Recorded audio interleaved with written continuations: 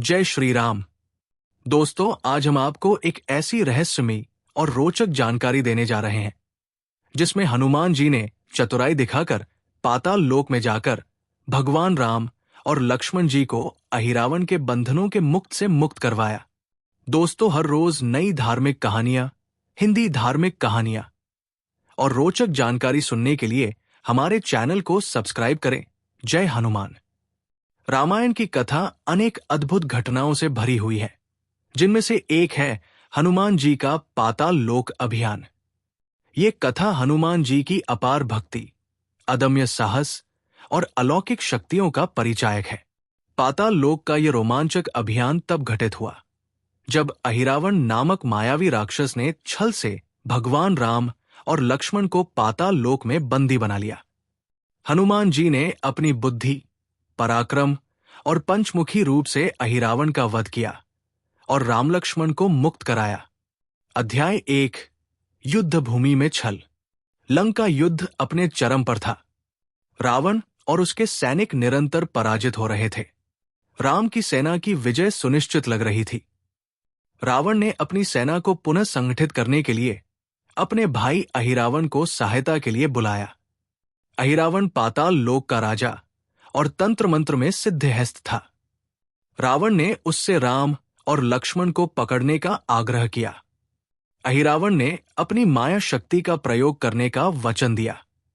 रात्रि के समय जब संपूर्ण वानर सेना विश्राम कर रही थी, अहिरावण ने मायावी रूप धारण कर विभीषण का वेश लिया। वो शिविर में बिना किसी संदेह के प्रवेश कर गया। उसने मंत्रों से सबको निद्राग्रस्त कर दिया और भगवान राम तथा लक्ष्मण को उठा लिया। इसके बाद वो दोनों राजकुमारों को लेकर पाताल लोक की ओर निकल पड़ा। उस रात चंद्रमा भी साक्षी बना उस अदृश्य षड्यंत्र का, जब सत्य और धर्म पर प्रहार किया गया। अंधेरे में छिपी वो काली छाया मानो समय को ठग रही थी। अध्याय 2, हनुमान जी की जागरूकता। हनुमान जी रात्रि प्रहरी थे। उन्हें जब कुछ असामान्य प्रतीत हुआ तो वे तत्काल शिविर का निरीक्षण करने लगे। उन्होंने देखा कि राम और लक्ष्मण वहां नहीं हैं। विभीषण को देखकर उन्हें समझ आया कि कोई छल हुआ है। विभीषण ने बताया कि ये अहिरावण का कृत्य हो सकता है, जो पाताल लोक का राजा है। हनुमान जी ने बिना समय गवाए पाताल लोक की ओर प्रस्थान किया। उन्होंने गरजते हुए कहा, जहां मेरे प्रभु होंगे वहां मैं अजरमर हनुमान भी पहुंचूंगा। कोई शक्ति मुझे रोक नहीं सकती। उनकी गर्जना से दिशाएं कांप उठीं और वायु मानो और वेग से बहने लगा।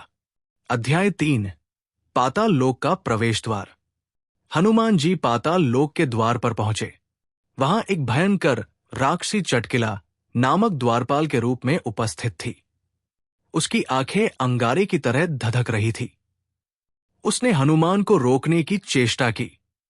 हनुमान जी ने पहले विनम्रता से उसे समझाया, मुझे मार्ग दे देवी, मैं अपने प्रभु को बचाने आया हूं। परंतु जब वो नहीं मानी तो उन्होंने अपनी गदा उठाई और एक ही प्रहार में उसे परास्त कर दिया। चटकिला ने पराजित होकर बताया कि अहिरावण राम और लक्ष्मण की बलि देने की तैयारी कर रहा है। ये सुनते ही हनुमान जी ने वज्र की गति से पाताल लोक में प्रवेश किया। अध्याय 4, मायावी महल में प्रवेश। पाताल लोक में हनुमान जी को चारों ओर अंधकार और तंत्र मंत्र की गूंज सुनाई दी। वातावरण भयावह था, लेकिन हनुमान का साहस अडिग था। उन्होंने एक महल देखा जहां यज्ञ वेदी सजी हुई थी। अहिरावण वहां यज्ञ की तैयारी कर रहा था। राम और लक्ष्मण को बलि के लिए वेदी पर बैठाया गया था। हनुमान जी ने तुरंत एक योजना बनाई। उन्होंने अपने शरीर का आकार छोटा किया और वानर से पाताल वासी सैनिक का रूप धारण कर लिया। वे सैनिकों की भीड़ में शामिल हो गए। धीरे धीरे वे वेदी के समीप पहुंचे। मंत्रों की गूंज के बीच अहिरावण की क्रूर हंसी गूंज रही थी, राम और लक्ष्मण की बलि से मुझे अमरत्व मिलेगा। लेकिन वो नहीं जानता था कि महाकाल के दूत हनुमान वहां उपस्थित थे। अध्याय 5, पंचमुखी रूप की उत्पत्ति। जब अहिरावण ने मंत्रोच्चारण आरंभ किया तब हनुमान जी ने देखा कि यज्ञ की रक्षा के लिए 4 दिशाओं में दीपक जल रहे हैं। ये दीपक तब तक जलते रहेंगे जब तक कि अहिरावण अमर रहेगा। हनुमान जी ने तुरंत पंचमुखी रूप धारण किया। उनके ये 5 मुख थे। 1. हनुमान मुख, पूर्व, साहस का प्रतीक। 2. नरसिंह मुख, दक्षिण, क्रोध और शक्ति का प्रतीक। 3. वराह मुख, उत्तर, धैर्य और शक्ति का प्रतीक। 4. गरुड़ मुख, पश्चिम, विषहरण और रक्षण का प्रतीक। 5. हयग्रीव मुख, ऊर्ध्व, ज्ञान और तेज का प्रतीक। हनुमान जी ने एक साथ 5 दीपकों को बुझा दिया और अहिरावण की रक्षा भंग हो गई। उन्होंने तुरंत अहिरावण का वध कर दिया। उसकी चीखें पाताल लोक की गहराइयों में विलीन हो गई। अध्याय 6. राम और लक्ष्मण की मुक्ति। जैसे ही अहिरावण का वध हुआ, उसकी मायावी शक्ति समाप्त हो गई। राम और लक्ष्मण बंधनों से मुक्त हो गए। हनुमान जी ने दोनों को अपनी पीठ पर बिठाया और वायुवेग से पाताल लोक से बाहर निकल आए। पाताल लोक में देवताओं और गंधर्वों ने उनकी जय जयकार की। अध्याय 7. विजय और आशीर्वाद। जब हनुमान जी राम और लक्ष्मण को सकुशल शिविर में लेकर आए, तब राम जी ने उन्हें गले लगाते हुए कहा, हे अंजनी पुत्र, तुम्हारी भक्ति, बल और बुद्धि अद्वितीय है। तुम्हारे बिना ये कार्य असंभव था। विभीषण ने आकर कहा, हनुमान जी केवल राम भक्ति के प्रतीक नहीं, बल्कि संपूर्ण धर्म और निष्ठा के प्रतीक है। चारों ओर वानर सेना जय श्री राम और जय हनुमान के उद्घोष से गूंज उठी। हनुमान जी ने मस्तक झुकाया और अपने प्रभु राम के चरणों में नमन किया।